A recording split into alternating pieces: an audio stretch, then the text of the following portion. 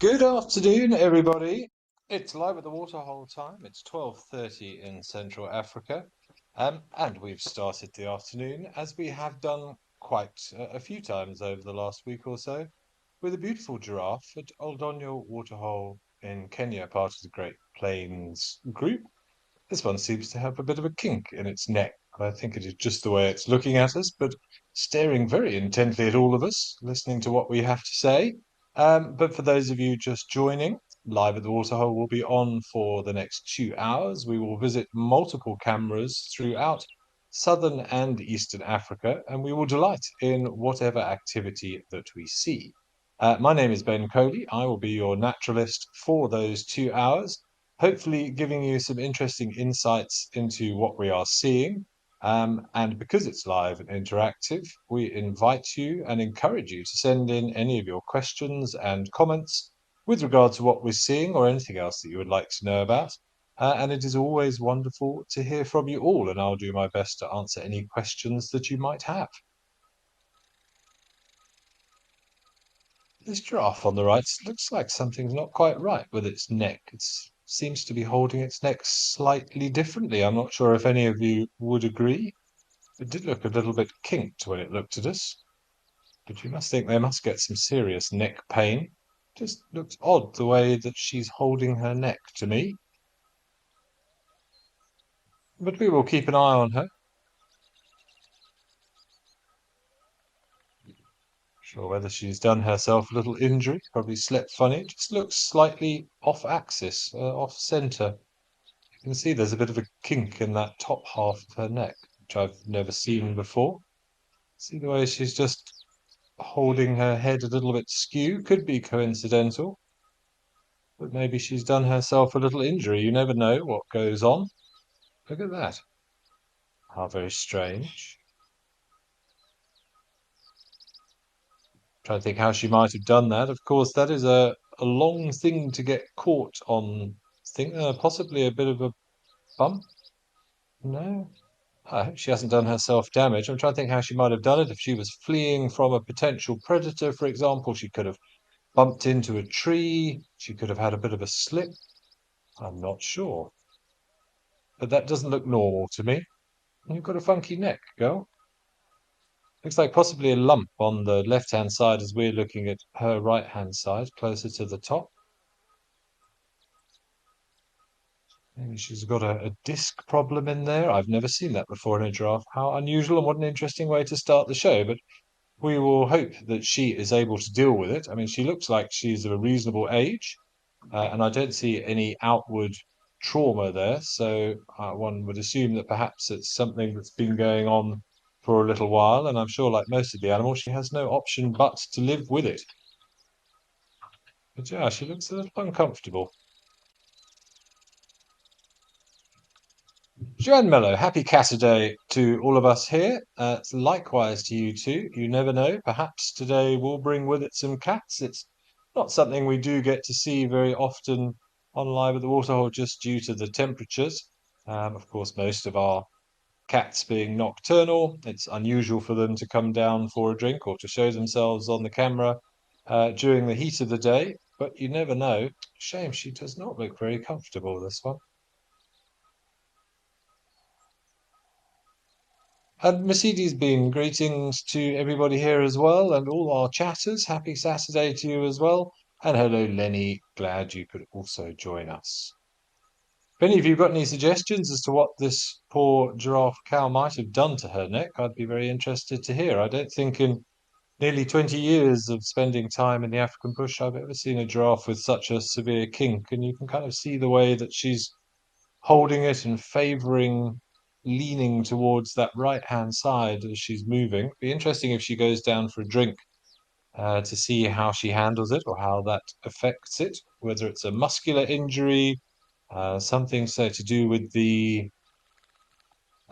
what's the word I'm looking for? The things in between the vertebrae. I'm having the discs, or whether it is actually a skeletal problem. Giraffes can be liable for broken necks. I know of a giraffe in a small private game reserve not too far from Nelspruit that had a serious altercation with another male on the other side of a fence, and they had a necking competition. And it became so heated that one giraffe hit the other one so hard it literally broke its neck. It broke the neck of the one that it was hitting. So they can hit with massive force, but females generally don't engage in necking. They are not aggressive. They've got no reason to compete with each other and to fight by swinging that heavy head. The differences in the ossicones and the little horns at the top, much more prominent in males, much thicker, heavier hull to facilitate that necking and that species competition. So this is rather unusual.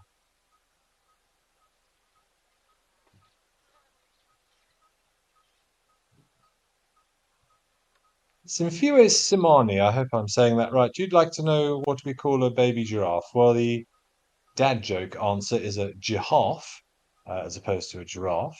But generally speaking, we just call baby giraffes calves, to my knowledge. Whether there is a specific other name for them, I'm not sure, but I've always just known them as giraffe calves.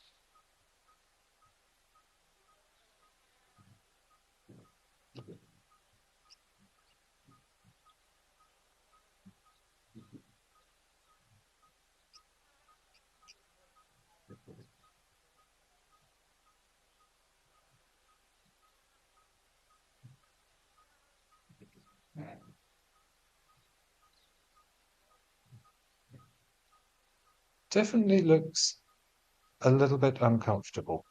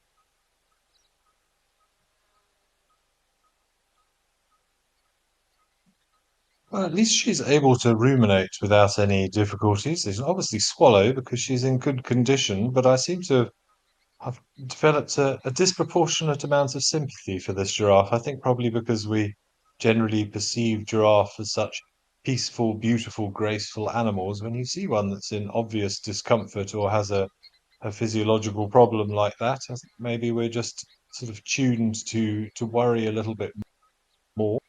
I never noticed that before.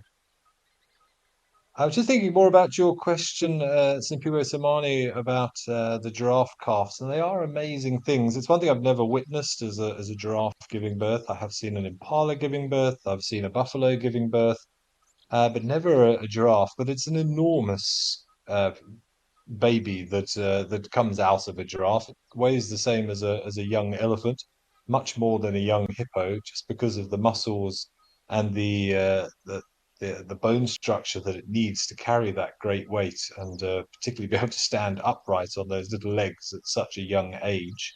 But it is truly amazing how fast they grow, particularly over the past few months. Sorry, over the first few months. For the first month or two of its life, baby giraffe can grow as much as about 2.5 centimeters, so about an inch a day, which is a ridiculous amount. Can you imagine having a growth spurt if you were marking your height on a door? You'd probably run out of lead pretty quickly in your pencil, I would think, over the first month or so. It's an insane growth spurt. It obviously slows down as it gets bigger, but I think it must be one of the fastest growing mammals that we have on this planet. Spas, you are pointing out what a lovely way to begin with giraffes. I agree. And you want to know how many times I've seen giraffes necking?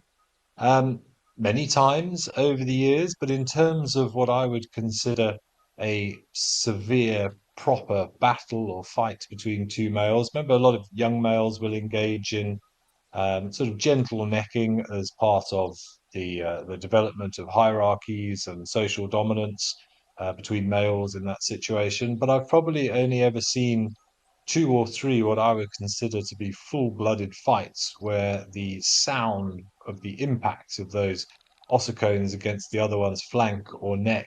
I mean, it echoes hundreds of meters through the bush. It's a deafening thud.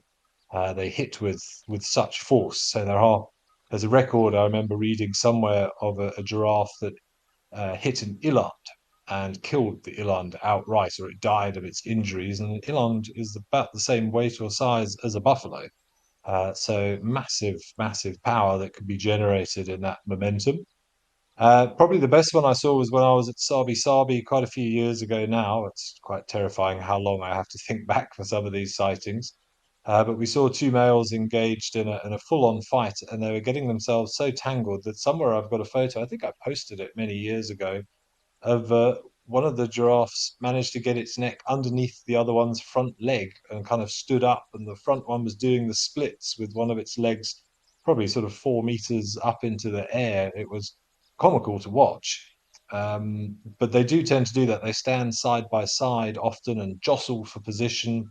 And normally you'll find one will go for the neck and the other one will swing a bit lower, and they'll try and block it with their legs, just like a kickboxer or something would do. And this one managed to inadvertently hook its leg over the other one's neck, and they kind of got trapped there and stumbled around for a little bit. They were able to untangle themselves, and they continued their fight.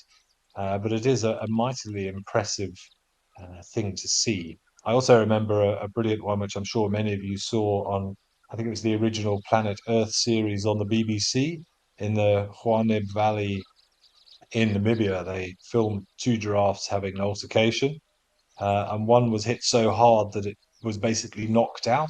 It was unconscious on the ground, and then came to some time later and managed to right itself and wander off, licking its metaphorical wounds. So it is a pretty amazing thing to see two giraffe engaged in a battle like that. Hello, Wild at Heart. I am doing very well, thank you. How are you this fine Saturday afternoon or morning, depending on where you are, of course, or evening for that matter?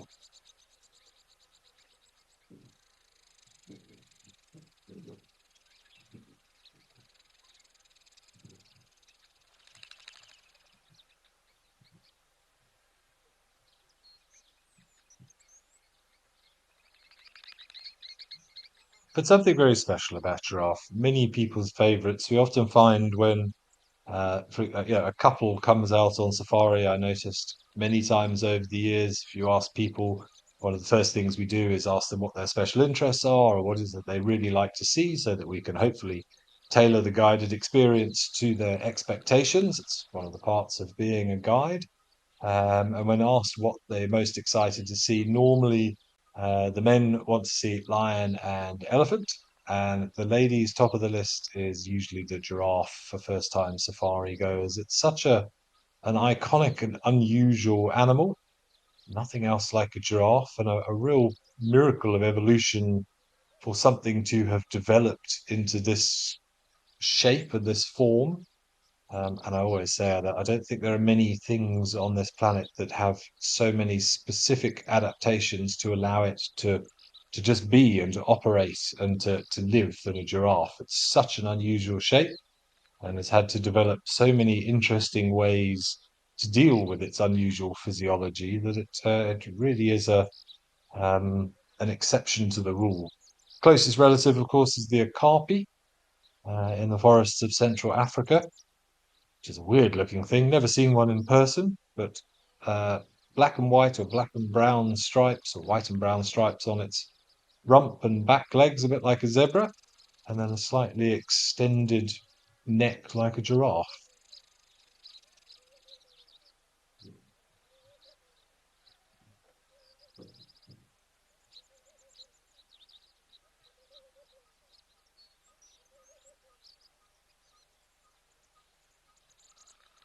Okay, well, that was a beautiful start. I have some sympathy for this giraffe, and I hope we see her again and make sure that she is still doing her thing and is not suffering too much from whatever that unusual neck-related injury is. But let's head up to Lentoro in Kenya. Well, we'll stay in Kenya to Lentoro and check out some baboons.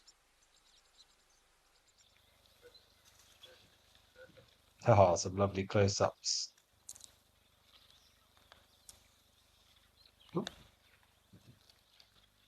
Lorraine Good, you're saying you could watch giraffe and elephants all day long. I completely agree with you, but watching baboons is also exceptionally interesting. They are very emotive, just like elephants are, always doing something fascinating to watch. So, little interactions like that, bit of discipline being handed out. Big male, just proving who's boss. Sure.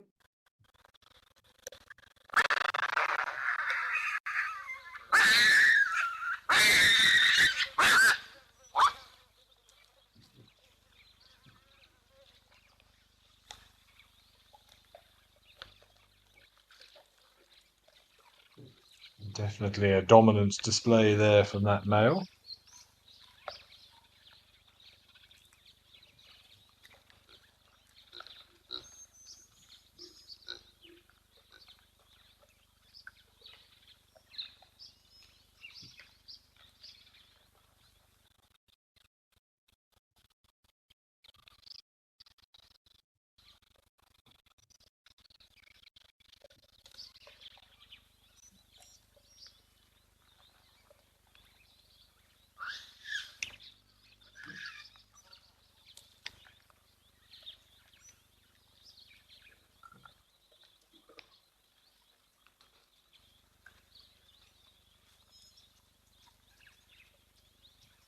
Look at this, all of them lined up.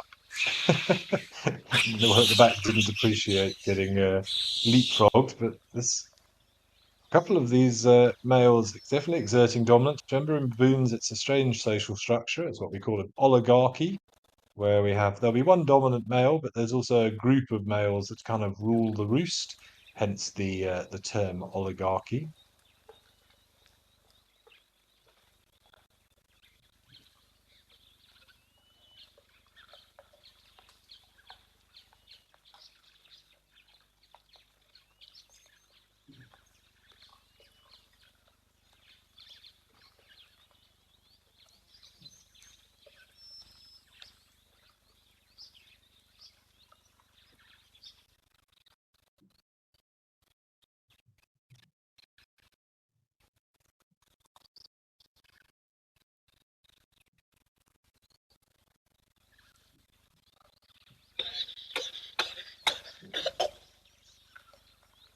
Okay, looks like we're having one or two strange camera effects here at Lontoro, which is a shame. But let's head over to Victoria Falls. Oh, look at the little baby with his face. Let's head over to Victoria Falls and have a look at some vultures.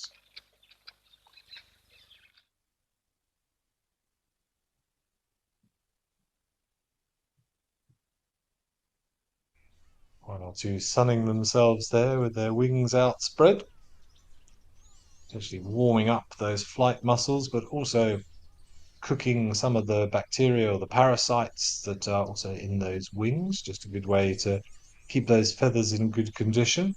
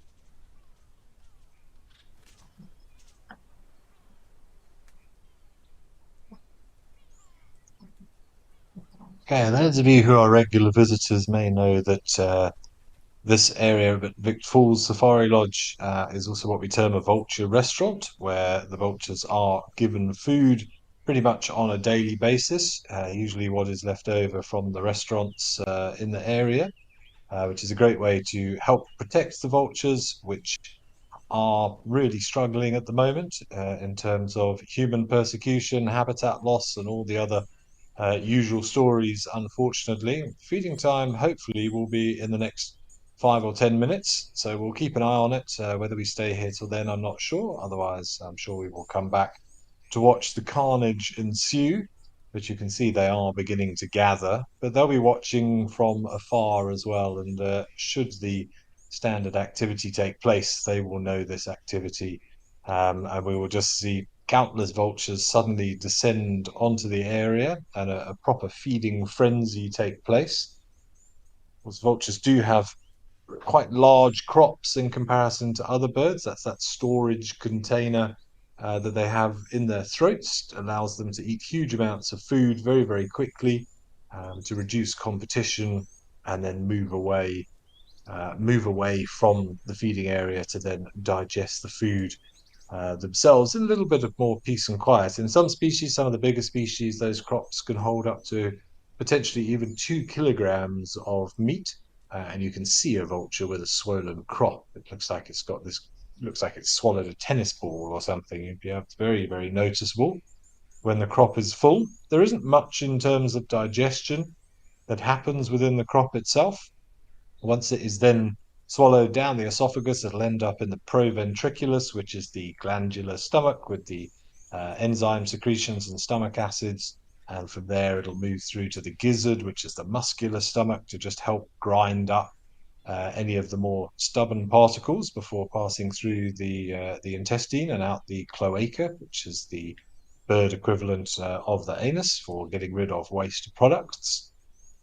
But the crop is a pretty remarkable thing. In some species, it has evolved to be more important a little bit in terms of digestion. Some of the seed-eating birds do secrete an enzyme, a solution in the crop just to help soften the seeds before they are swallowed, because seeds are generally not that easy to digest, particularly those that have got tough shells on. And the most famous use of the crop is typically found in, for example, male emperor penguins, in flamingos, and especially in all of the dove and pigeon species, those in the Columbidae family, that produce that what we call crop milk, which they feed their youngsters, which is not actually milk. It's this sort of secretion of fatty acids and other things, and it's almost more like a sort of a cheese. It's not actually a milk, but very, very rich in proteins and fats, and a wonderful kickstart for the little chicks in those families. And one of the reasons why doves and pigeons are amongst some of the most numerous birds in the world.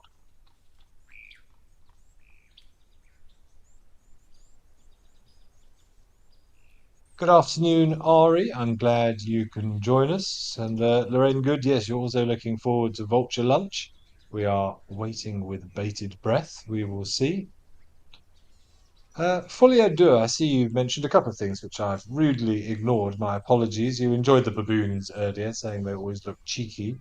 And you want to know if vultures can go without water for a long time. Folie à deux, I am not 100% sure how water independent they are. They do enjoy water. They are actually very clean, fastidious animals, will bathe regularly. It helps them to cool down. It helps them to get rid of all the gunk off their feathers from when they're feeding on carcasses, and cleanse them of some of the bacteria and things that they will also pick up, and the parasites around carcasses. But in terms of their water requirements from a hydration perspective, that I will have to check. Let me get back to you on that one very shortly. And hello, Penelope Kenyon. Welcome this afternoon.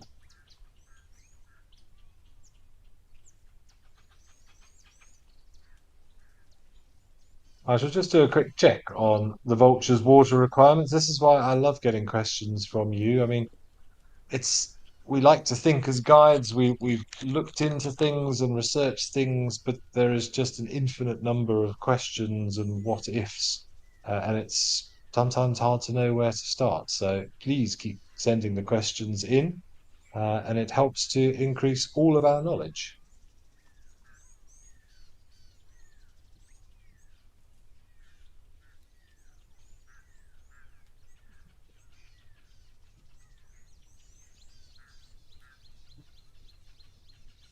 Okay, so from a quick check, it seems that they are not super water dependent, because like many um, carnivorous animals, they are able to extract a lot of the moisture requirements from what they're eating, from the blood contained within the flesh and the bodies of the things that they are devouring.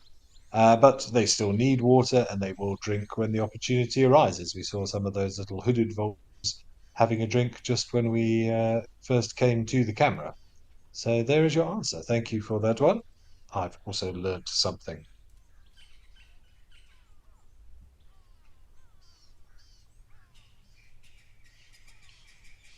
Mr. Ace 88, you're loving the channel and saying keep up the great work. Well, we try, Mr. Ace 88. We try. It's a lovely way to spend an afternoon for me in particular, and great to connect with everybody from around the world. And it's one of my favorite things about the whole Wild Earth ethos is to be able to bring these incredible animals and organisms in general, be they trees, insects, birds, mammals, to people's homes throughout the world and share some of the incredible biodiversity out here and raise awareness of how beautiful it is and how important it is to conserve it.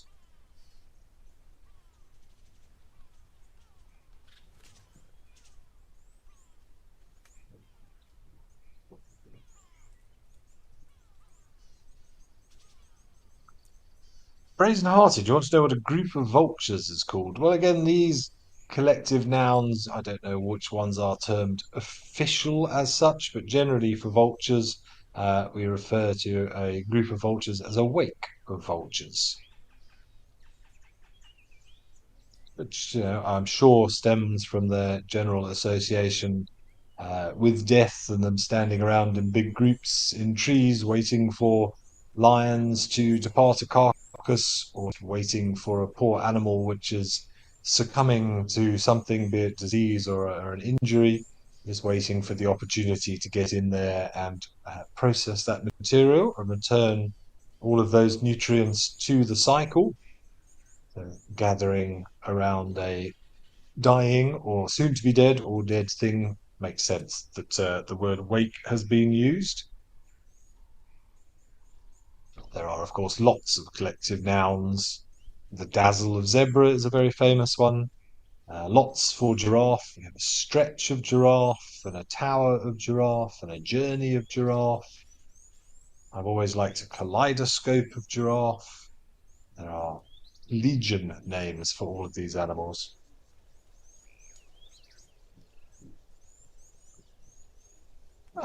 Sorry everybody, we seem to have had a little issue with the camera. Hopefully we'll get back in time for feeding time, but we've popped over to what is now a ocean at Juma, at Juma Dam or Gowrie Dam, depending on your preference. So nice to see this water hole full after having seen it completely dry about a month or so ago.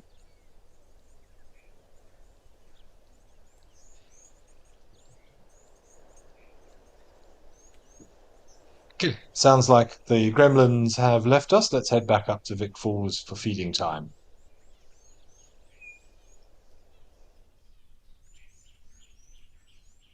It is obviously forthcoming. You can see everybody knows messages have been passed.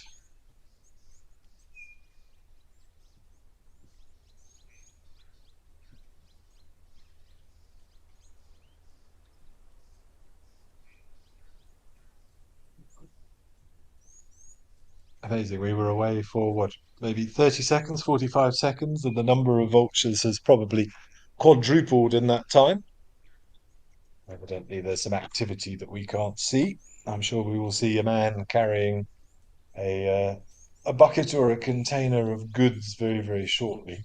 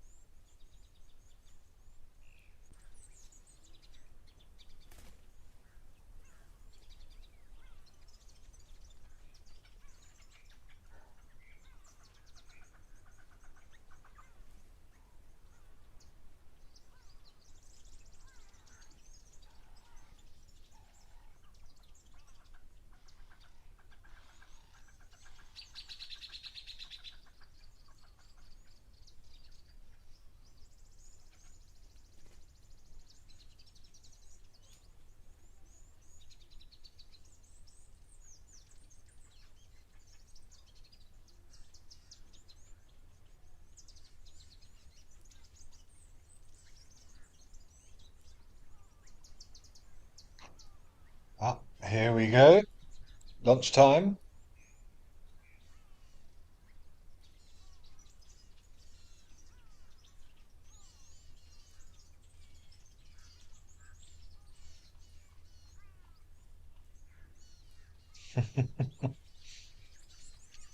Amazing. They're all just arriving. Look at them forming a ring around him. There we go.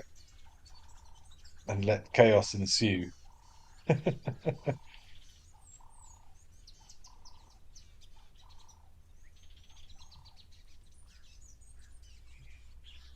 Wow, it looks like it's snowing vultures. Look at that.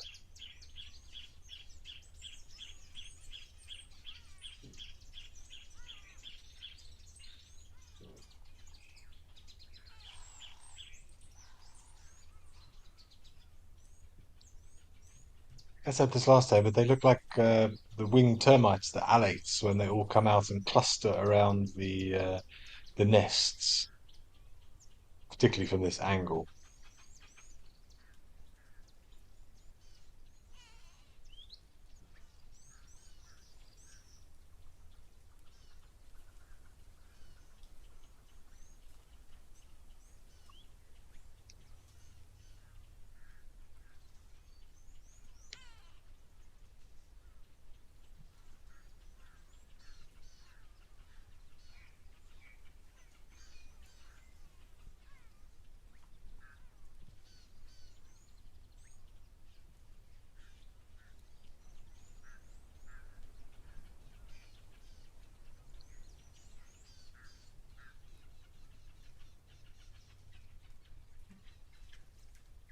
Great to see such a healthy population of vultures. Brazen-hearted, you're asking whether these feeding efforts, these vulture restaurants, as they're known, is to assist the vultures. Absolutely, it is. That's what it's designed for, just to try and make sure that they have access to enough resources to be able to breed successfully. In terms of how their numbers have recovered over the years, again, I'd have to go and look for some statistics. The rapid decline of vultures has been something that has happened over the last few decades. It's a very recent thing. Of course, many animals now verging or on the verge of extinction due to mostly human activity. So anything that we can do to assist is, I'm sure, greatly appreciated. But there are certain things that we can't assist with, such as just general space that they can occupy, nesting sites. Of course, they need large trees, and we keep cutting them down. Certain of them are quite specific in their requirements. The Cape vulture only nests on cliffs, for example. In terms of how the numbers have recovered or how they are doing over the last few years, I'll have to see if I can find some more recent statistics. But what I can, I'm sure that doing things like this and all the great conservation programs that are in place will be doing their thing, if not necessarily rapidly increasing the number, but hopefully to stem the decline a little bit.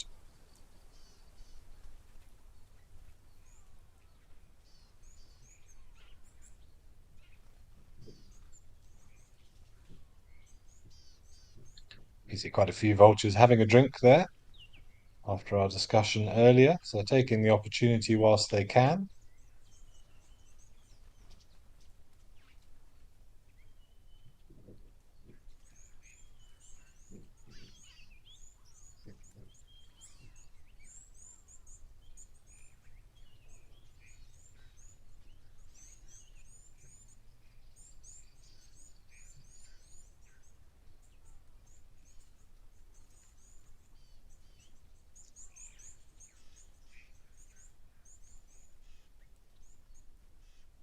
Yeah, I'll see if I can dig up any conservation statistics on vultures, but to my knowledge, they are still declining. But operations like this or initiatives like this will hopefully be slowing the decline, if nothing else. But yeah, it is a shame. Of course, I think many people are aware of the problems other than uh, deforestation and urbanization and the destruction of natural habitats. There is also the traditional medicine market in variety of African countries, whereby vultures are revered for their alleged ability to improve foresight and telling the future. because of their ability to just turn up at carcasses and animals that are going to pass on shortly. There's a lot of problems with electrocutions and flying into wires as we keep putting electrical wires in places.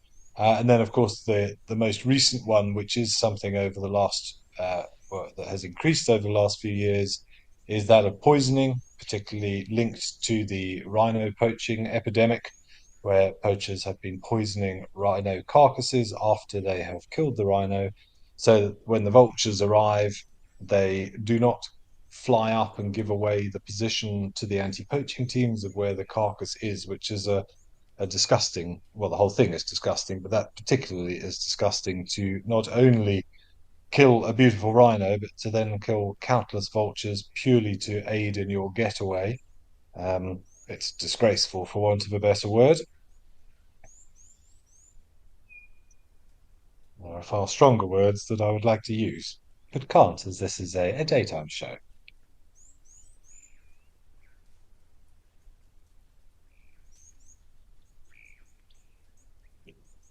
Fully do. You're right. They are. We've had this discussion many times. It always comes up. They are so vital for the ecosystem. They do such a good job in processing all of this material, which would otherwise just dry out and become useless.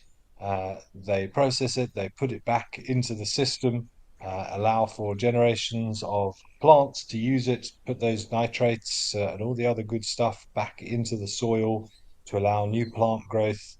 And then for that trophic pyramid, for that food chain to work its way up so that all the animals can benefit from it, as well as controlling disease. If you've got a bunch of dead things lying around, it's a breeding ground for bacteria and viruses and pathogens, for flies and all sorts. So they do an absolutely wonderful job. And the world would be a pretty unpleasant place if we didn't have vultures or other similar animals, hyenas, even ants, millipedes, whether they're eating decaying animal matter or vegetable matter. These animals are so important for processing and just ensuring that nutrient cycle is indeed a cycle and not just a one-way street.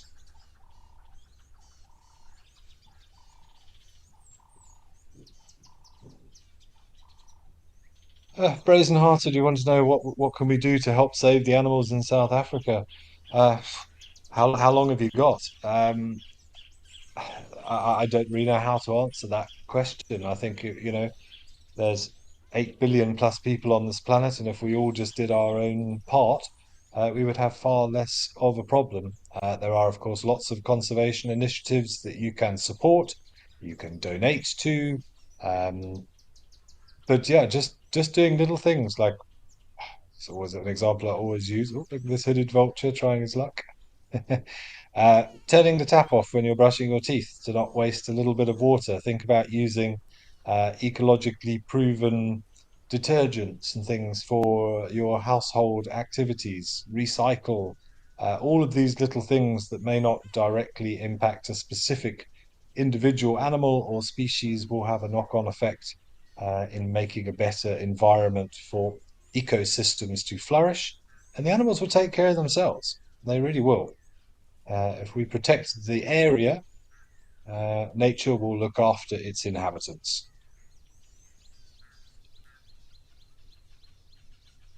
And I think it's one of the most important things that programs like this and channels and organizations like Wild Earth and many others like it do is just raising awareness, if nothing else. The more people are aware, the more they might be more responsible for their own actions, discuss it with other people, and conservation ultimately starts with understanding and appreciating.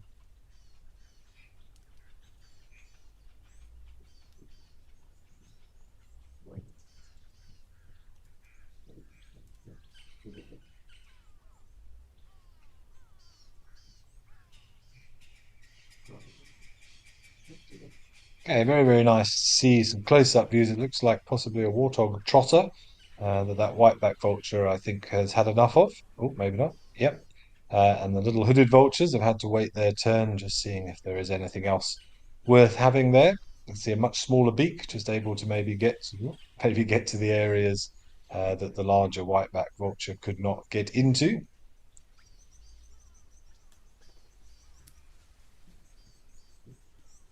Very, very cool. Right, let's take a trip down to Madikwe and Tau Lodge. I believe we have an elephant for you.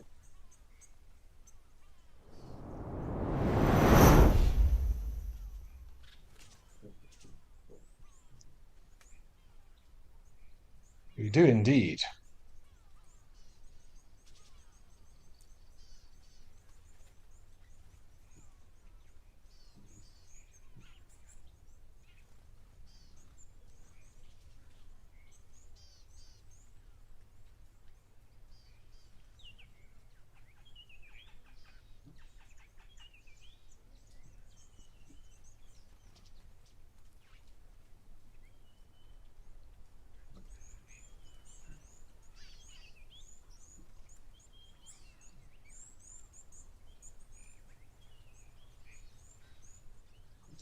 Mr. Ace 88, you're asking what the most endangered animals are in Africa. Well, again, it's a difficult question to answer because there are so many. Obviously, we hear about the more iconic species, but there are frogs or amphibians, there are arthropods, insects, reptiles, all of which are probably in far greater turmoil than many of the animals that we hear about. They just don't get much publicity, unfortunately. There's quite a few frog species which have either become extinct recently or on the brink of extinction. But in terms of the iconic animals, if we can put it that way, the most heavily trafficked animal in the world resides here in Africa, and that is the pangolin, persecuted for its scales and the belief that they hold medicinal properties. Obviously, the African wild dog or the painted wolf is very much up there. But in terms of most endangered carnivore in the continent, it's the Ethiopian wolf, I believe, that does occur in South Africa, of course, as the name suggests. There are countless ones. It's fairly futile for me to try and list them all. And I'm just trying to understand the rest of your question. How is poaching ever expanded human populations? Well, how is it exacerbated by poaching? I think you're asking. Well, the simple problem is of poaching, if we break it down, yes, it comes down to, for the big players, it comes down to greed and making money off people's traditional belief systems, let's put it that way. But the simple fact is, there's too many people in this world, or I should say, there's an awful lot of people in this world, and there is very much an imbalance in the way that resources are shared amongst them. And unfortunately, there are a lot of people who are in the have not column as opposed to the have column.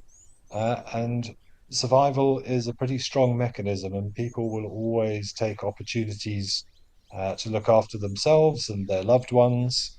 And if you are backed into a corner and you only have certain options to try and provide for your family, then sometimes some of them are not legal and they come at the detriment to other things. I think let's leave it at that. That in itself is a massive debate, of course. But the poacher themselves, whether they should or shouldn't be doing it, I'm going to try and remove to one side. But ultimately, I like to think that they are just trying to provide for those and for those around them. The problem is it's the industry that is driven by the people upstairs, which generates an interest and a market for it in the first place.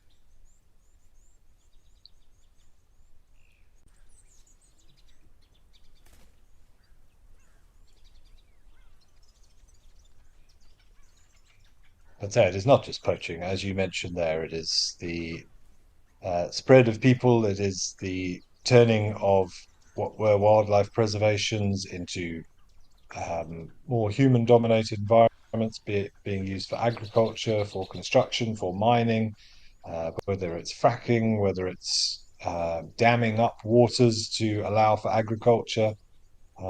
We just need to learn to be a little bit more frugal with our use of resources.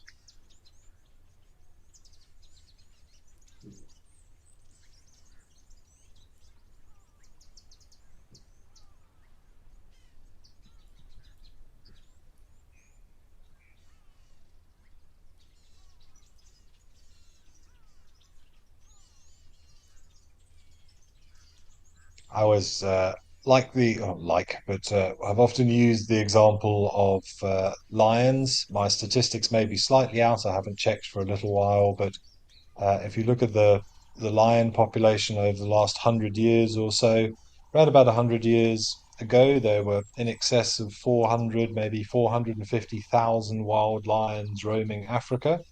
Now, 100 years later, there are less than 25,000 wild lions, which is a shocking decline. But if you look at the amount of space which is made available for lions, which are out of influence of human encroachment, so wildlife reserves and the like, and if you consider the carrying capacity of those areas, i.e., how many individuals can that area support based on resource availability and space, we actually have around about the correct number of lions as we understand their dynamics versus how much space is afforded to them. So, yes, we've lost a lot of lions due to hunting and persecution and other reasons, but ultimately, it is the spread of people and the use of land for other means than its natural history.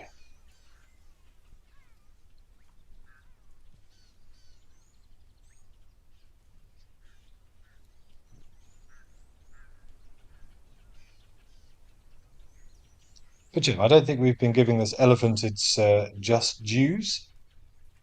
Beautifully enjoying feeding, very specifically picking out individual things there in that menagerie of vegetation which has sprung up here at Tau after the rains. Menagerie is probably not the right word to use for vegetation, but hopefully you know what I mean.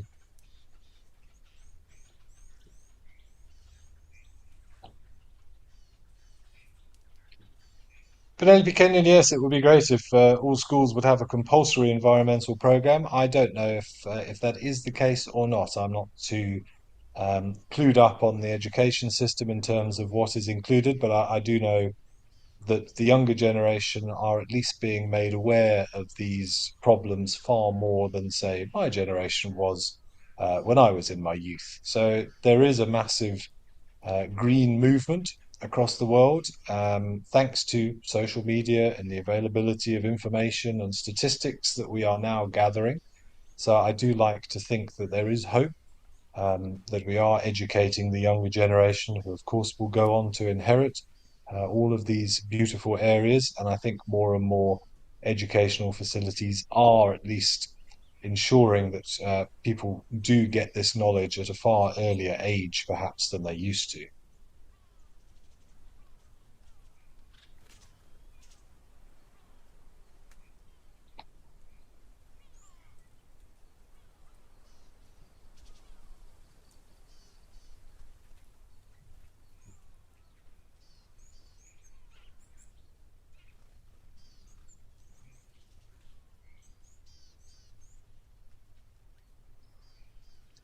Mr. Ace 88, I'm glad that my answer was sufficient. I worried it was a bit rambling, but it's such a vast topic, and one has to look at it from all different angles. Nothing is black and white. There's an awful lot of grey, and we have to take into account information from lots of sources. And I by no means suggest that what I said is correct. It's just an opinion, and it's an opinion which will probably divide people, but that is normal. But I think in terms of raising awareness, just seeing this, I mean, who would not want to protect this? A beautiful young elephant bull casually strolling through this vibrant green grass on the banks of a waterhole in a protected area. I mean, it's just magical.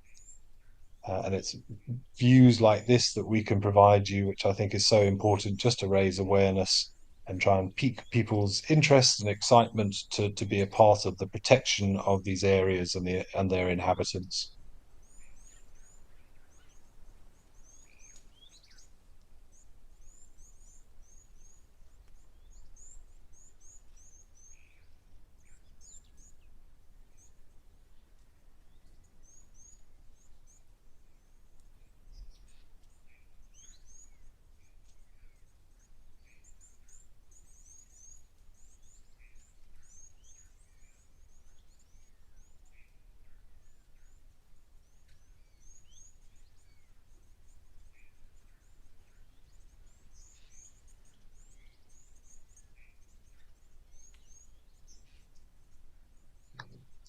Camilla Jorgensen, it seems so that Bull was on his own, but that's quite normal for elephants. Bulls often do hang out on their own. They like their own company. We do see them as part of bachelor groups, and I'm sure he will have acquaintances which he will meet up with from time to time, but they're quite happy to spend some alone time, bulls as well. So remember, they'll get rather unceremoniously booted out of their natal herd once they reach sexual maturity. The matriarch, his own mother, the other adult females will push him away as soon as he starts expressing any interest in members of the opposite sex. That's nature's way to avoid inbreeding. And then male elephants, elephant bulls are kind of pre-programmed to lead a relatively solitary existence. So that is not unusual to see an elephant bull on his own. Just like it's not unusual to see a male waterbuck on his own either, most likely the territorial bull of this area, who does not want to share his area with other males, because he certainly doesn't want to share any ladies that he may procure whilst holding this very nice territory.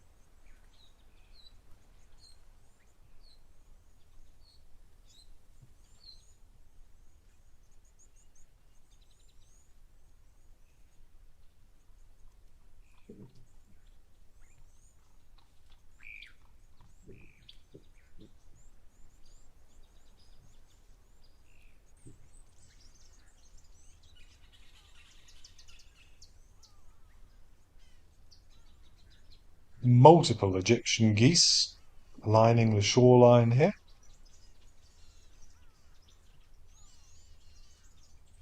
and that looks like a comfortable spot to enjoy their antics. Felicia, what are the results of inbreeding in animals?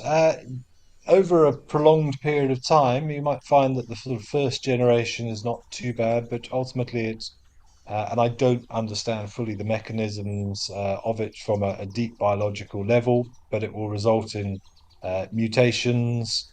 You may get deformities.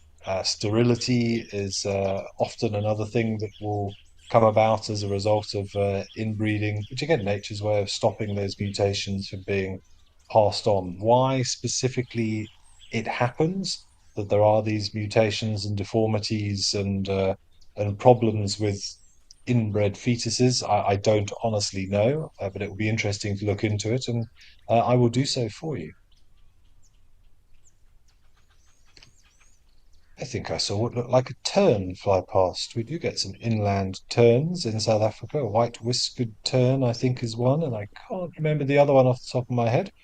But nice to see something different being brought in by this water.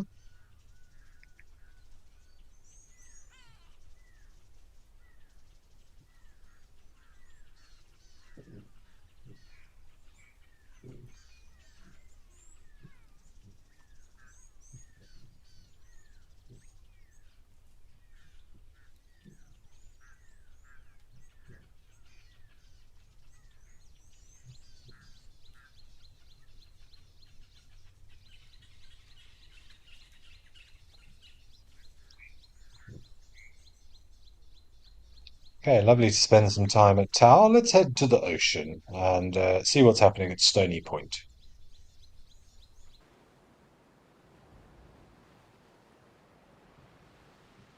Ah, we've got a little penguin enjoying some time with the Cape cormorants. Lovely African penguin.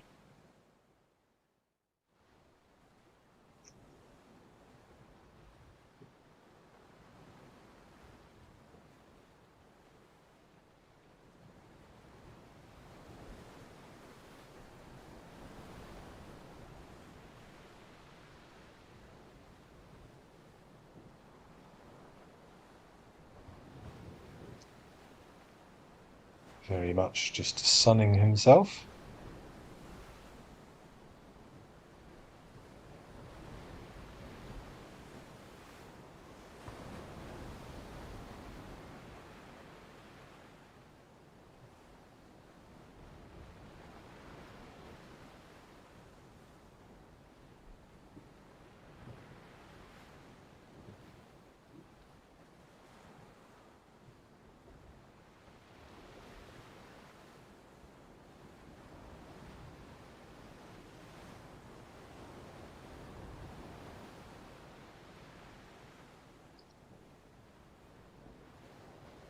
Quite nice to see one close up here. They're normally on the far bank when we come to Stony Point.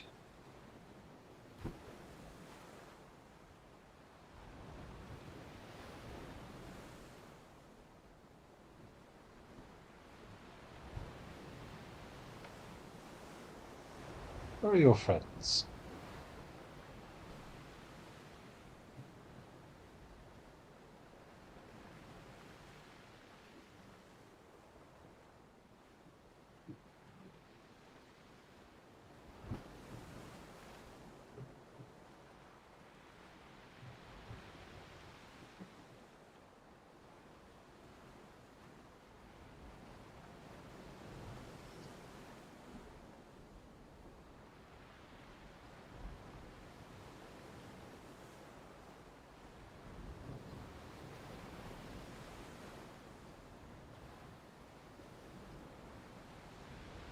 See a lot of those cormorants standing with their wings outstretched, possibly just having returned from a little foray out into the ocean. So the cormorants, like many birds, do have oily feathers to help protect them, but not to the same extent as some other waterfowl, certainly. And that's just to help facilitate them with diving. They kind of want the feathers to get a little bit waterlogged to allow them to have less buoyancy so they can dive down to those great depths to capture um, the fish on their hunts.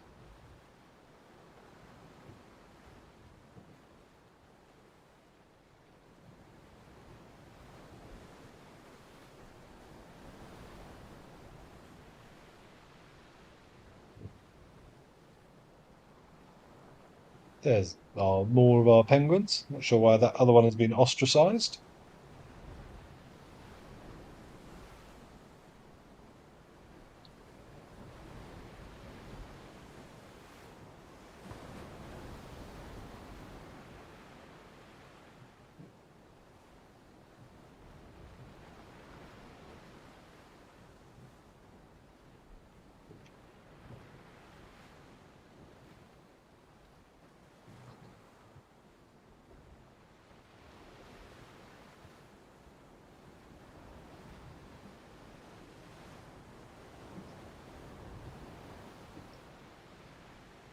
So the oil from the cormorants is produced by the preen gland or uropygial gland. Produces those oils usually somewhere on the back at the base of the tail, which is spread around the feathers so to help with waterproofing and keeping the feathers in good condition.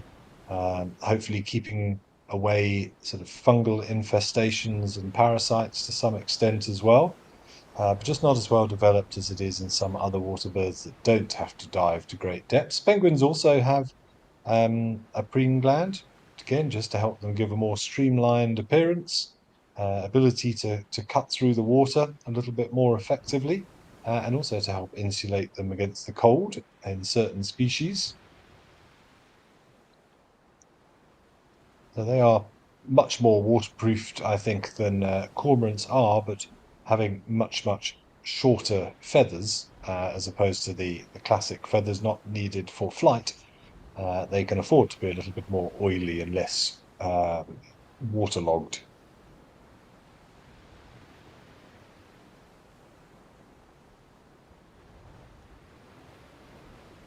Joan Mello, I'm glad you're enjoying the views here from Stony Point. I seem to recall you always enjoy it when we take a trip to the beach here.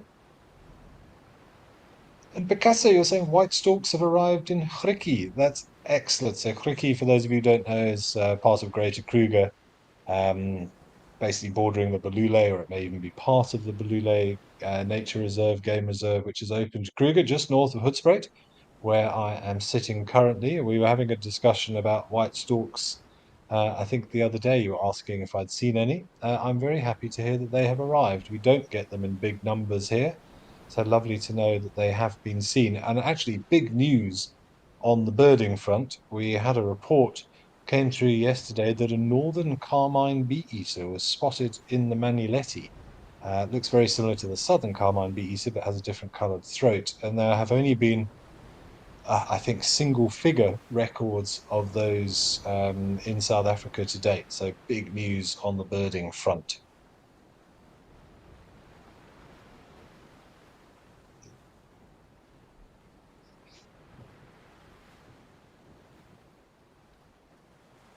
Eddie, no, I've never visited Stony Point, which is a shame.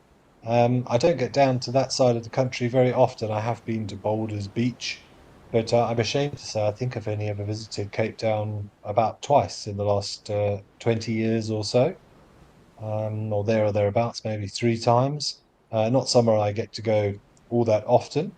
Although next time I go down, having uh, watched this camera repeatedly over the last couple of years, it would be lovely to go and actually see it in person, certainly.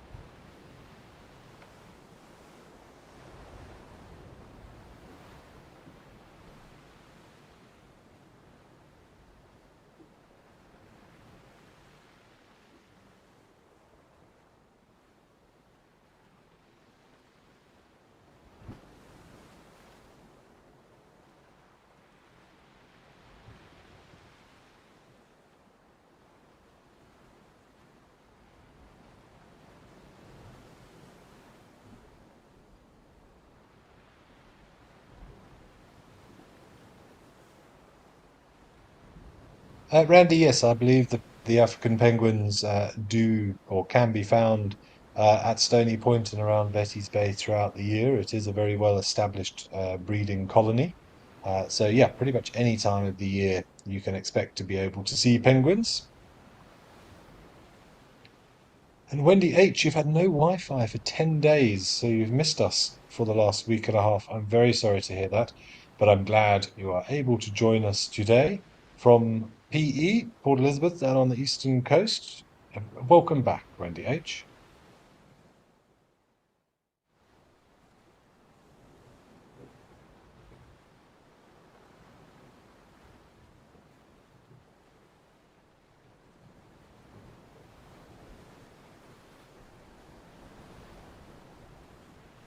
Probably searching for some dussies in the rocks.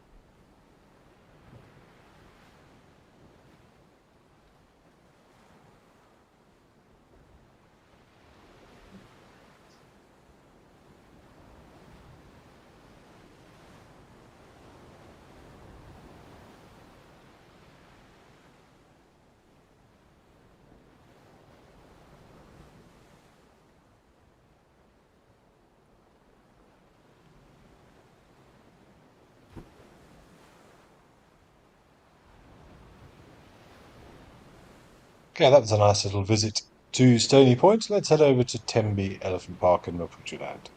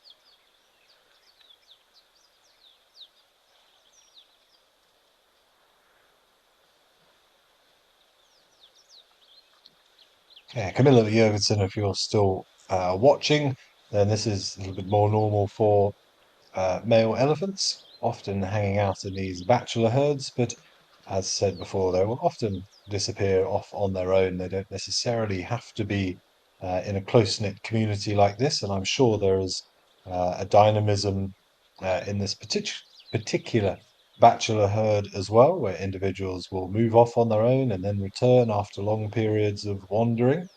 Particularly the older bull elephants can cover enormous areas of land.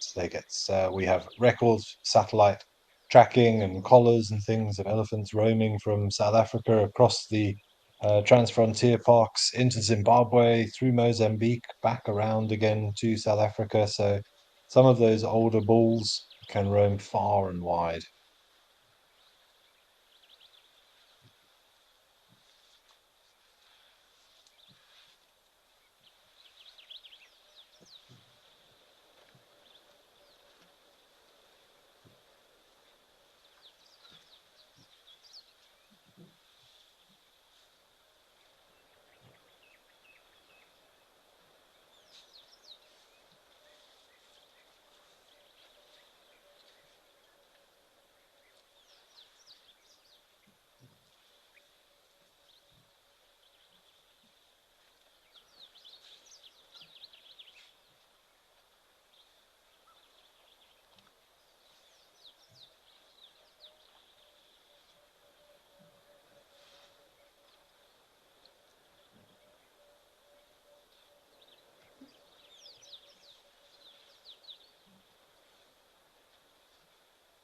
Yeah, I'm sure we'll be back to Tenby at some point, but it sounds like we've got some zebras down at Mantis Founders Lodge in the Eastern Cape. Let's quickly pop down there.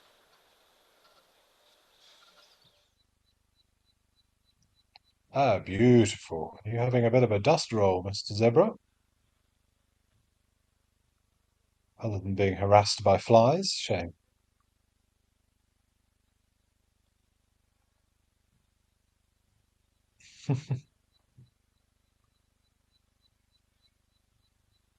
Wow, that is a very, very pregnant zebra in the background. Looks like she swallowed a whole other zebra. She looks like she is ready to pop any moment. I hope she doesn't walk past a branch that pokes her in her side there. If she does, we might see something pretty amazing. But she is heavily pregnant. Zebra's, of course, pregnant for around about 12 to 13 months as a rule. And again, quite a large fetus that comes out has to be relatively precocial. Of course, food for lions and leopards. Certainly, a young zebra is most definitely a prey for leopard, for wild dogs, for hyenas. So, very important to be able to move around quickly.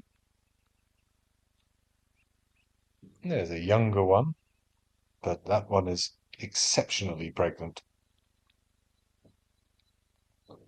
It's sometimes difficult to tell. A lot of people think zebras that aren't pregnant are pregnant. You need to be very careful as to how you address a zebra in that regard. Being hindgut fermenters, which we discussed in quite a lot of depth the other day, they have a lot of bacteria in their stomach that ferments the low quality produce food that they eat. They do produce an awful lot of gas, and they often look quite bloated in general, but that is most definitely a pregnant zebra mare. They do produce a lot of gas. If you've ever seen a zebra get a bit of a fright, we do joke that they are gas propelled or wind powered zebras, because they will often produce a bout of flatulence under stress as they run off.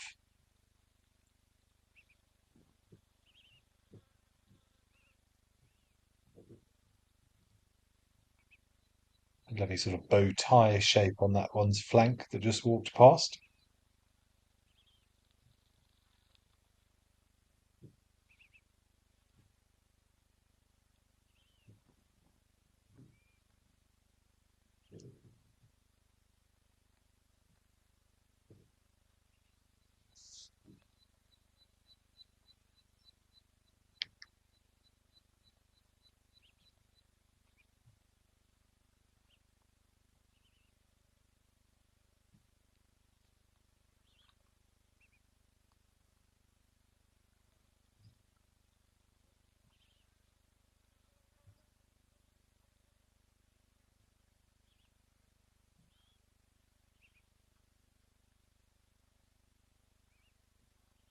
wonder if that other youngster there was her offspring from last year. Probably is around about a year old.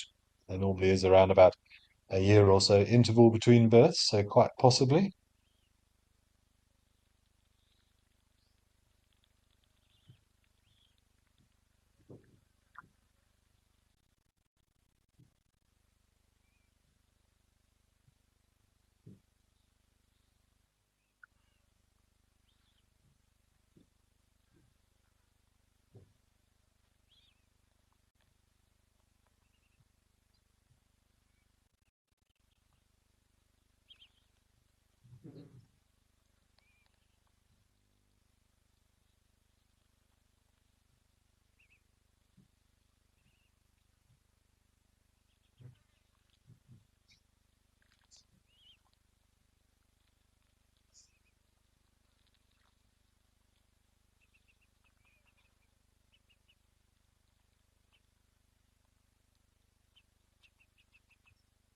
Joanne Mello, you want to know whether zebras can have twins?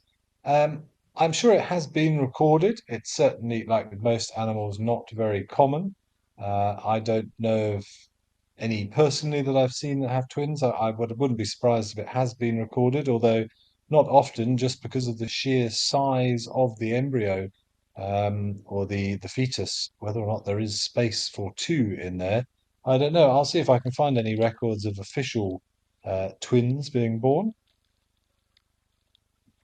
A Bontebok there as well, but it sounds like we've got some elephants up at Old Donyo. Let's go and enjoy some chaos at the watering hole.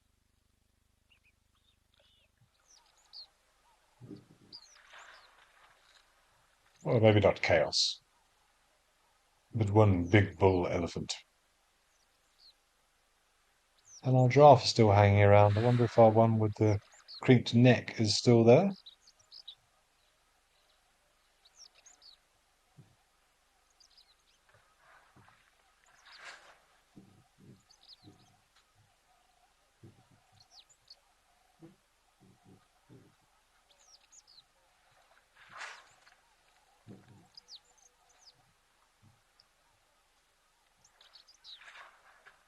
Joanne Mello, yes, it seems there have been records of zebras having twins, but it's incredibly rare.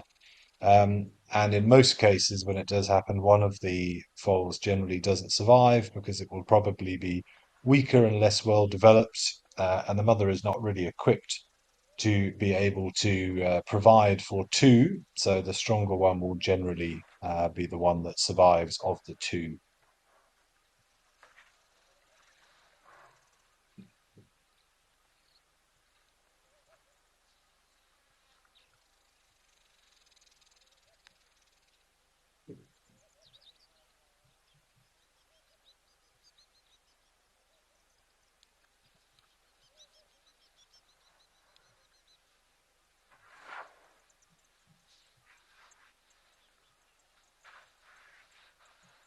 Well, it's nice to see a giraffe having a drink and the elephant sharing the water with the giraffe as well, considering he does look to be in a little bit of mild must there, looking at the temporal secretions.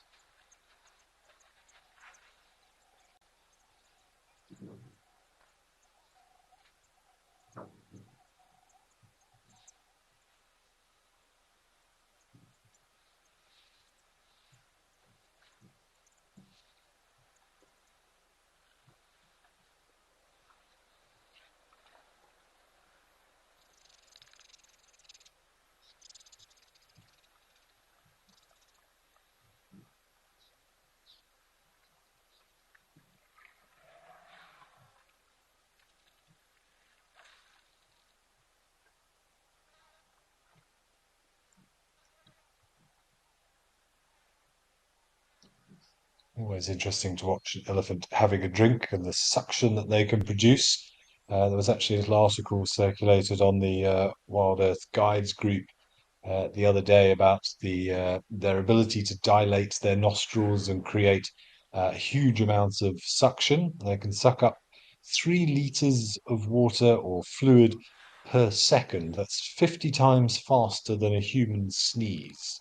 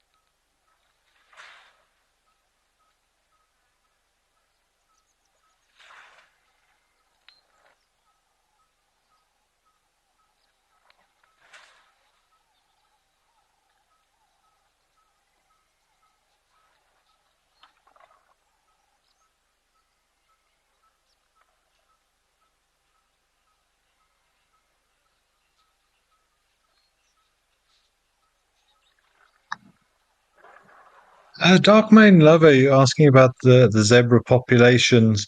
I think what you were possibly referring to is the quagga, which has been extinct since the late 1800s. Unfortunately, the plains zebra, as we now know them, they used to be split between the plains zebra in East Africa and the Birchall zebra in southern Africa, but they have since been combined as one species thanks to recent genetic testing. They are not endangered, to my knowledge. I believe they are listed as least concern, but there are other species of zebra that are in a little bit more difficulty.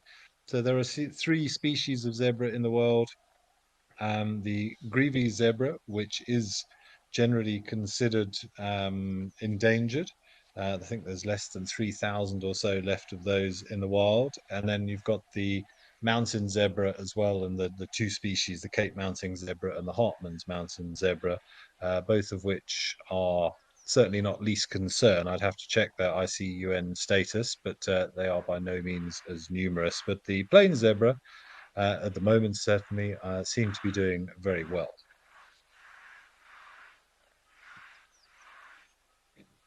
And Foliadur, you're asking about the must period. Is it stressful for an elephant? Um, well, difficult to know, sort of to ask them, but it does say cause a great increase in testosterone levels, which I suppose could be a stressful experience in terms of the way that it sees its environment or interprets it in its environment. There are suggestions that gland behind the eye where you can see the must fluid, the temperin being secreted from, does swell up during a time of must and potentially causes headache, pushes against the root of the tusk and causes toothache. So it could be uncomfortable. That is one of the reasons, or one of the proposed reasons, why elephants are a little bit more irritable and potentially aggressive during a must time. So yeah, difficult to sort of say if it's a stressful period. It's an important period for them in terms of their ability to find a mate and pass on genetics.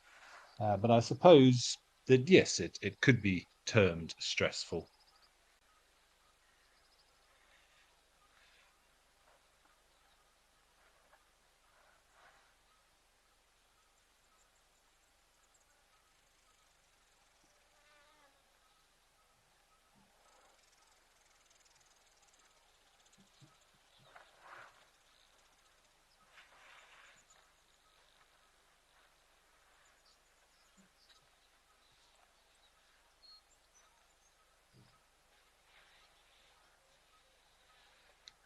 But quite a tolerant elephant bull, this one. So we have seen incidents. Well, look at this one with big tusks coming. What a beautiful bull this is. Incidents of elephants here at Old Donyo who have taken exception to sharing their waterhole with giraffe. The famous clip of that one that sort of kebabbed a giraffe and cut open a chunk of its flank with no prior warning, just approached the water and stabbed the poor giraffe who was just minding his own business.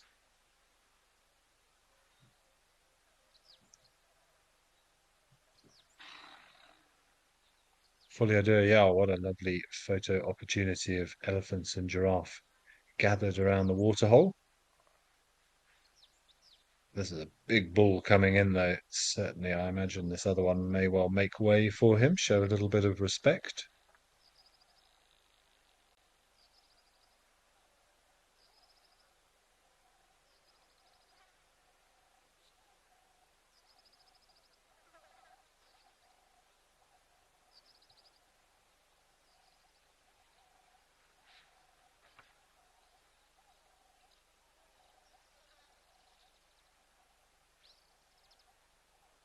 If anything, this one gave the other one a bit of a wide berth. Well, it just shows, what do I know?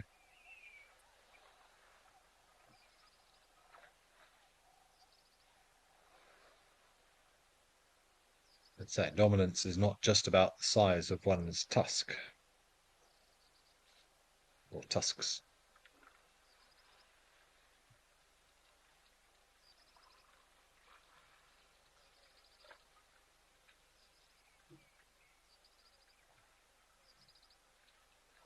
Carol, you're right. Animal behavior is not has to be. It is one of the most fascinating things to. I like a good puzzle. I enjoy cryptic crosswords and those things, and I see trying to interpret animal behavior quite similar to that, to try and understand why they do certain things at certain times, to interpret vocalizations, body language, watch interactions between individuals. It's fascinating. It's a massive school of research. The discipline, if you will, is known as ethology. So if you want to find out more about animal behavior, you can do some searches on ethology in general. Um, but it is so interesting, and I think it's amazing that we're still learning things today, and there is so much that we can learn from watching these animals and the way they interact with each other and live in harmony and sometimes not harmony. But it is really interesting. There's something very pleasurable about just watching a group of animals or groups of animals interact with one another, particularly elephants, because they are so emotive. I think looking at these two side by side now, I can see why this one on the right did sort of go around the one on the left, possibly because of the fact that he is in must, but also if you just look at the size of the head, the state of the ears, the sunken temples, the one on the left is the bigger and older animal, and age comes with a lot of respect within the elephant community. So one must not just look at the size of the tusks. Of course, a lot of that is merely down to genetics.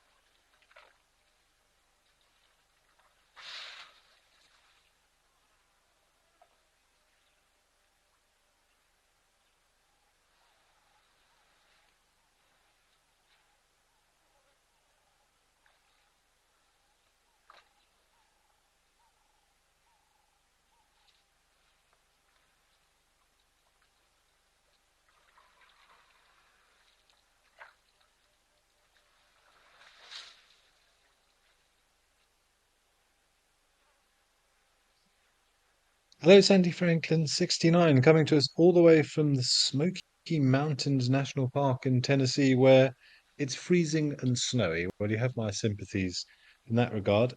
I'm going to have to go and have a look at that national park. The simple fact that it's called the Smoky Mountains sounds rather intriguing. I imagine it's very, very beautiful.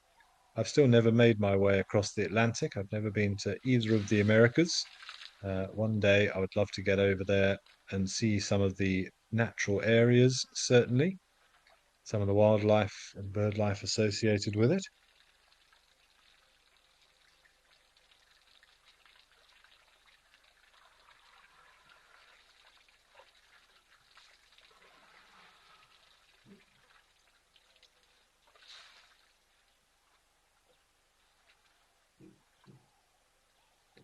Lady Macbeth, you tried to do a course on ethology, but there was some advanced mathematics in it, and you struggled with that. I'm not surprised.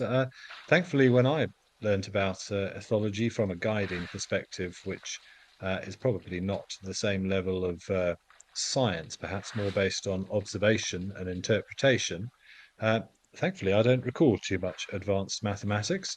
Whether that was sort of statistical analysis of things, honestly, the best way to learn about ethology is to observe. We are in a very enviable position as guides where we get to spend so much time around these animals and watch them in different situations and try and find correlations between certain behaviors and certain outcomes.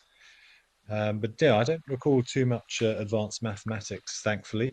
I mean, if one really wants to get into the inner workings of the brain and neurons and how they work and all the chemical and biological processes, then it does get a little bit overwhelming. I agree. So I stick more with the observation and trying to interpret what we see. It's one of my favorite mantras in guiding.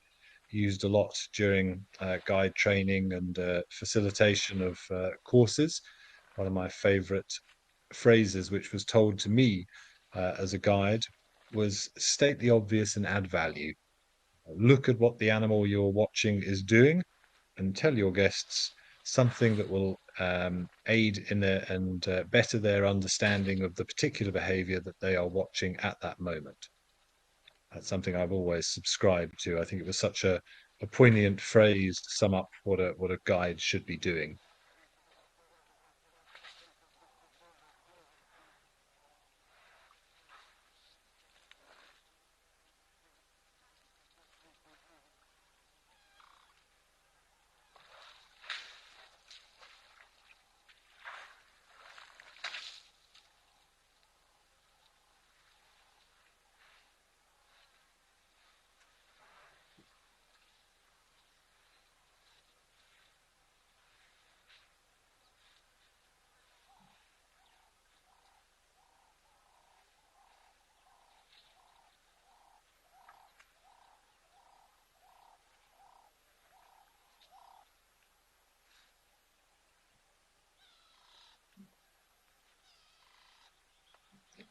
Beautiful views of the texture of the trunk and the tusks there.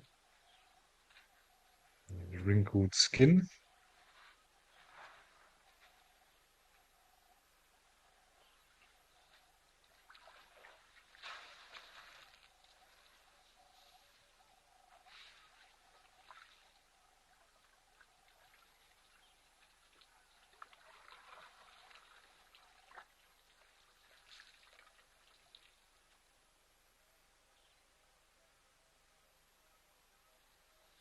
I wonder how many kilometers those great feet have trodden across the continent over the past 4 or 5 decades.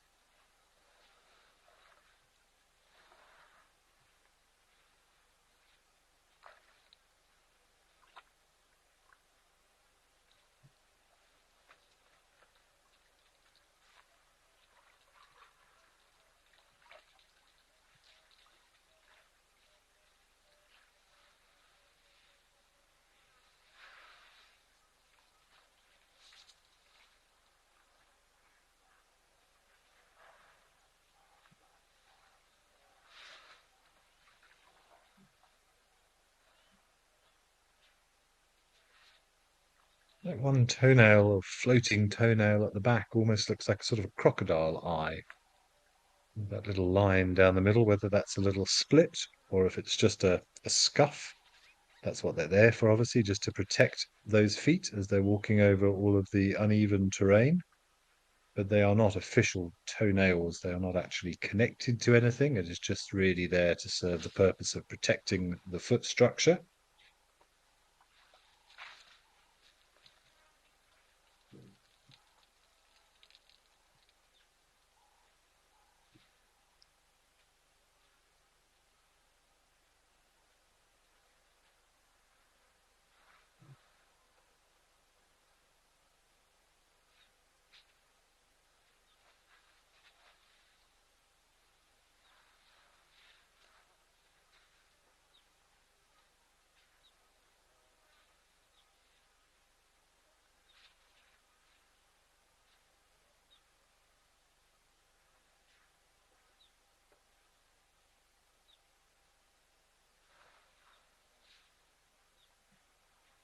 Some really beautiful close-up views of parts of the elephant we often don't appreciate.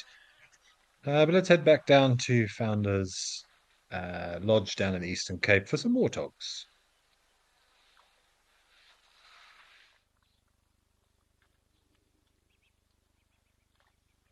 Or no warthogs.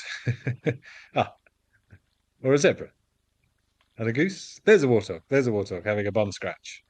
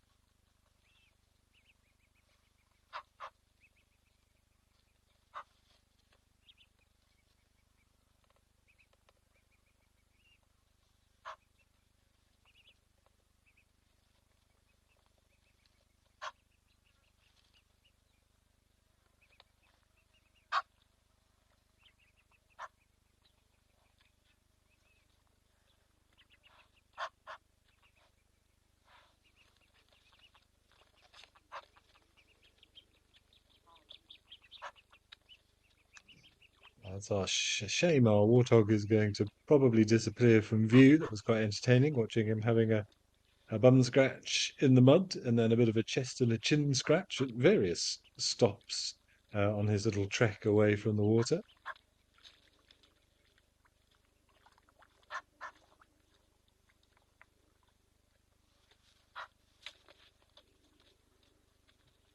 What I assume to be a little family of geese with, I guess, mum with some relatively mature youngsters in tow.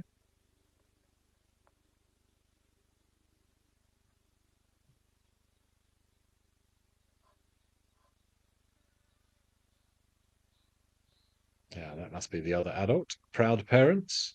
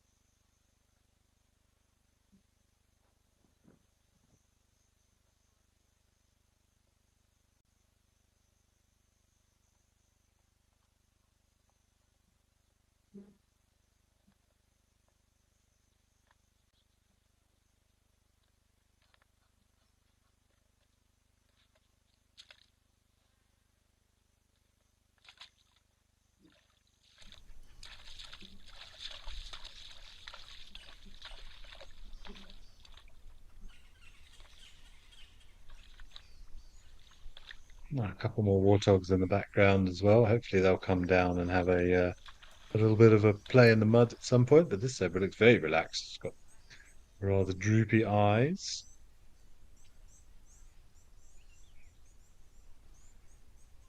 The intricacies of those markings up behind the eye and up to the mirror. Looks like somebody has very much painted those on with painstaking precision. Beautiful little brush strokes. They're one of my favorite animals, always have been, always will be zebra. I just think they are so unique and so beautiful, and how nature ever came up with this as a design will forever baffle me. Diamond on the forehead, also very, very beautiful. And I've always loved the way that the stripes extend up into the mane.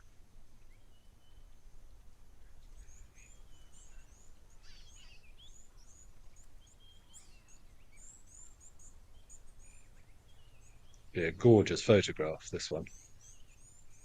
It would be even better if we had the reflection in the water. I did have a quick look as a wildlife photography. I used to be into it a lot more than I am now. I don't do it as much as I would like, but my first thought was, oh, is there a lovely reflection? Because that, if I was a painter, that would be a perfect subject. I would think a perfect portrait.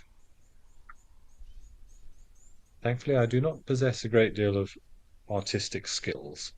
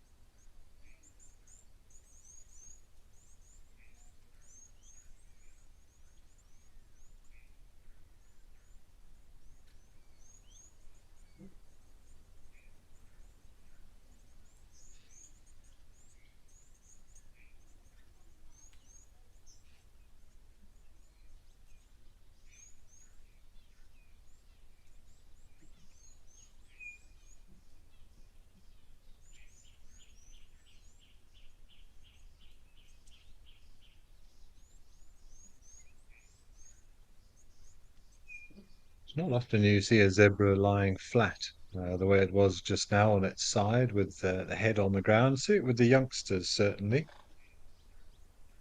but not often see an adult do it. I was in a reserve called Makalali a little while ago, and I came around the corner, and there was a zebra, completely a youngster, flat out across the road, having a lovely sleep there while the rest of the family and mum grazed close by. But I had that horrible feeling for a moment that it was a deceased zebra. But it was no, just a young one, taking a bit of a weight off his feet and having a proper lie down in the soft sand on the road, and it was incredibly relaxed. I mean, we were probably only about 15 meters away from it, and it didn't even budge. He was quite happy lying there. But I'm delighted to report that it was not deceased, and it did at some point get up and go and find mum. And then it was a very funny sighting, actually, because it was a very much a youngster, and I think it was still learning its trade because it spent the next couple of minutes failing miserably to drink milk from behind mum's front legs. I hadn't quite learnt the orientation of mum's body and needed a little bit of help to find the milk bar, that one.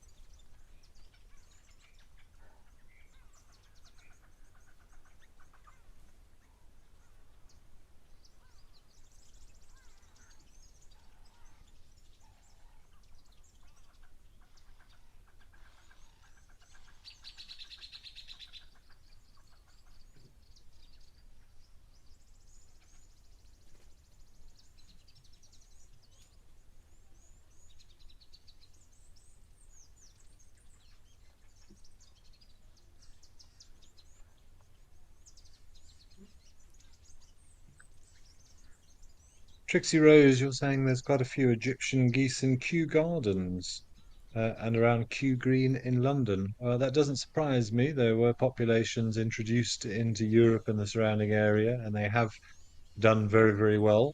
Another example of introducing a, in inverted commas, an alien species or an invasive species that have proliferated because they don't have any sort of natural controlling mechanisms, but a very widely distributed bird in sub-Saharan Africa, certainly the Egyptian geese, and North Africa for that matter as well, hence the name, of course, Egyptian goose.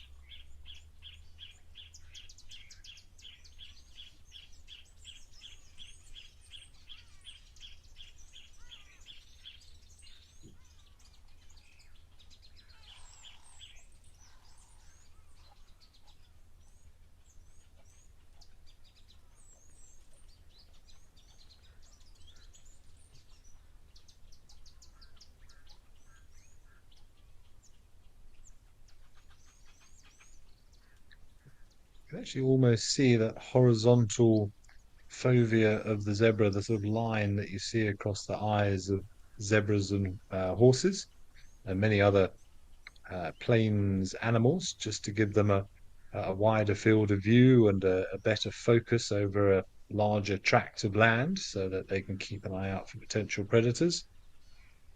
Hey, little Warties, are you going to come down for a drink? Sweet.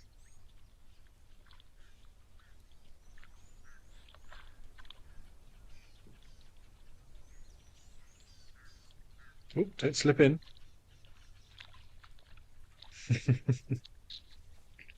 Plop. A young boy, you can just see those secondary little warts beginning to develop halfway up the snout.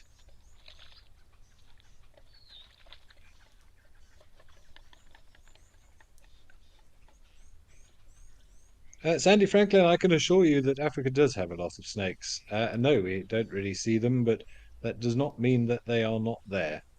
Remember, I know a lot of people don't like snakes or are afraid of snakes, but I can assure you that the snake is more afraid of you than you are of it, and it will always do its best to remain unseen. Um, Remember, they don't hear, they don't have external ear openings, but they sense vibration through the ground. So very often, if you are walking around, they'll hear you coming from a long way off, and they will either remain very still to not draw attention to themselves, or they will just slither away without you having any knowledge that they are in fact there. I was chatting to some people yesterday. They mentioned that they'd seen a spitting cobra in this estate where I am recently, and we actually do have a fairly resident boomslang, which is a Afrikaans direct translation, is a tree snake that is very comfortable up in the trees. That we've seen quite a few times, often alerted to its presence by the chirping of the birds. Um, and I'm actually say it's a sad story, but we had a southern black flycatcher nest in the garage or in the carport, um, and saw a very large mature male boomslang, so that beautiful green color, had made its way up there and was raiding the nest. It took one of the chicks, and the other chick had fallen out, but I think it had escaped anything too serious, and we were able to pick up the bird. And once the snake had gone, we put the bird back in the nest.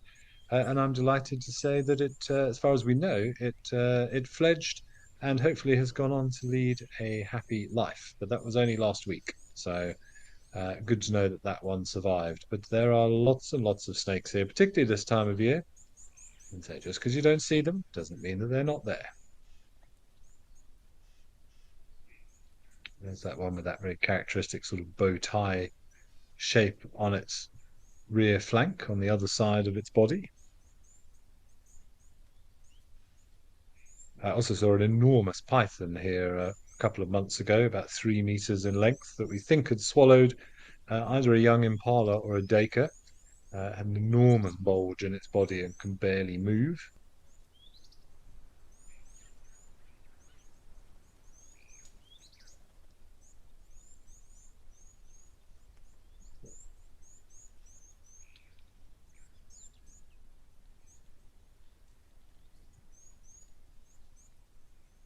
But it is a good time at the moment to look for snakes. It's hot, it's humid, there's been some rain around, so there is a decent amount of snake activity, but the grass is also very long and there's lots of vegetation and leaves on the trees.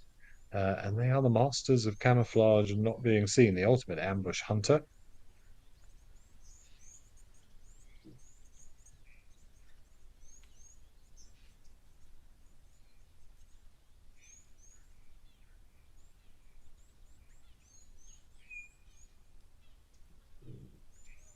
I remember being at Juma a few years ago and having an amazing sighting of a black mamba on the road in front of us as well.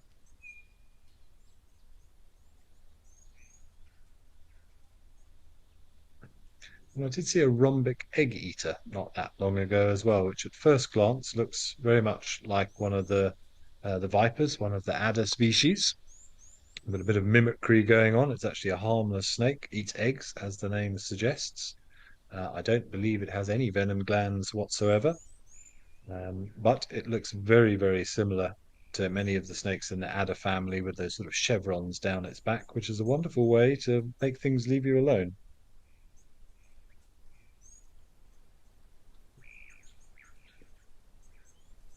Batesian mimicry, looking like something unpleasant when you yourself are no danger whatsoever.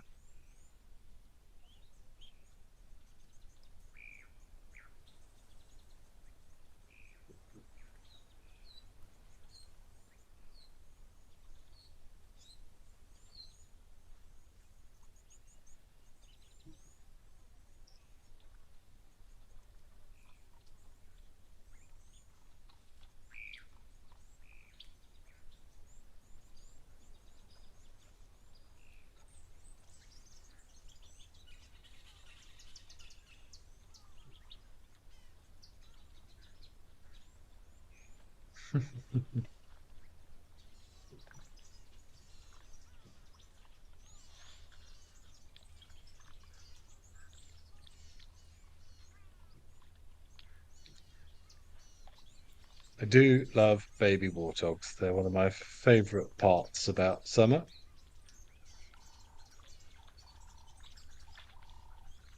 They always look as if they're up to mischief.